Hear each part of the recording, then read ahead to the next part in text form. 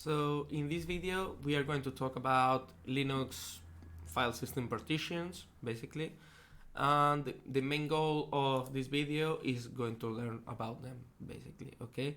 And especially why they are important, what they are, which types of partitions there are, and stuff like that. But we are going to be talking about partitions, okay? So, a partition in file system, it's always the same concept. Is the logical separation of the storage space. Is not splitting the physical device or the physical storage to be separated in parts. Okay, it's a logical separation, a virtual separation, and specifically in Linux, usually I think always, I'm not sure if always, but almost always there's more than one partition per disk. Okay, this is way more than one. Usually it's at least more than three. Okay, that's not very common in other operating systems, like for instance Windows. I think it has only one or maybe two, just to make a partition to recover. So why Linux has that? Okay, the first reason to have many partitions inside each disk or inside the disk is to avoid failures and corruption inside the disk. Okay, if there's an error, we were talking about it before in another video, but if there's a program, for instance, that starts writing inside the full space available, if the disk is full, the operating system won't be able to work and everything will crash. Okay, if you have a partition that it's where the program is writing and it cannot exit from there, if it fills the partition, probably there will be errors, but not everything will be broken. Okay, or corrupted files that affect other files or the whole system. If you have partitions, you avoid those kind of errors. You don't protect against everything, but almost or at least a ton of errors are avoided, like those ones. You're not protected against, for instance, viruses or attacks that cipher your storage, but they make it even harder. Okay, so if you have partitions, the reason for having them is mainly to avoid errors. Okay, also to organize the data and the information, but mainly to avoid errors. Okay, so in Linux there are mainly two types of partitions. I'm going to talk about a third one, and there are authors that talk about more types, but I'm going to talk about two types and a special one. Okay, the first one is the data partition, which is a regular one where you can store data of any kind, files, and anything basically. And there's another specific kind of partition in Linux, which is called the swap partition.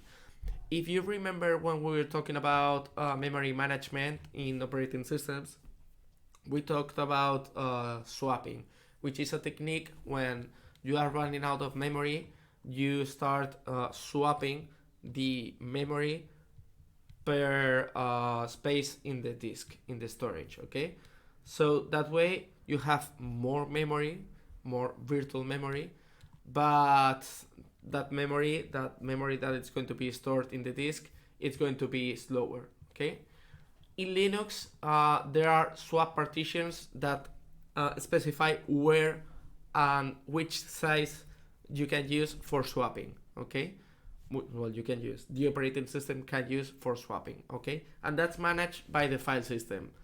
So when the memory management needs more memory than the available one, it says to the file system, okay, I need to swap, and the file system starts swapping, and they two talk and they swap the memory. Okay, and there are partitions specifically made for that. Okay, there's another third type of partition, and I said I put it in italic because it's not specifically a type of partition, but it's a special partition, and you shouldn't and never touch it, which is the root or the boot partition, which is the partition where the information to boot and the information needed to start the operating system is stored. And that's a special, really special partition. So it's not a type of partition per se, but it's really special. So I wanted to talk about it also. So continuing with partitions,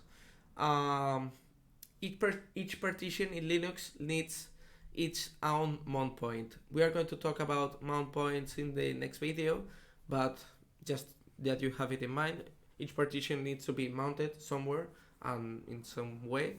And usually each branch of the file tree in Linux, or at least most of them, or the most important ones, is a partition. What does that mean? That, for instance, this is not always like this, but for instance, for the user programs, there's a branch of the file tree.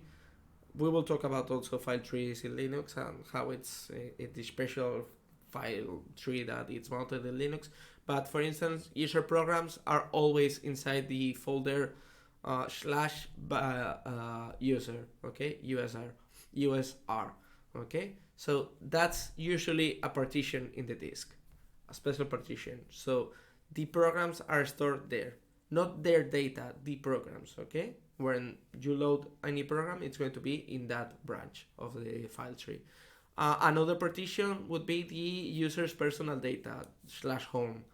Another partition to store temporary data like log files or print or mail queues or whatever, slash bar, okay. And for third party and extra software, slash opt of optional. And each of them is a partition, so when something goes wrong in any of them, it doesn't break all of the operating system or all of the files of the user. Or maybe this one, for instance, is very keen to it tends to get super big because, for instance, if some program goes wild and starts writing a lot of temporary information, it's going to be in slash bar. And if that partition is full, there will be errors because no more programs can write temporary data, but everything will be working and you can fix it, okay. For instance, if the partition for user programs is full, you won't be able to install more programs, but nothing else. So that way you manage and you avoid errors among them, okay. So basically we talked about Linux partitions, their types, the specifics about Linux that has multiple partitions in one disk and why, and how that is applied when installing the operating system, the slash user, slash home, slash optional, and stuff like that, okay?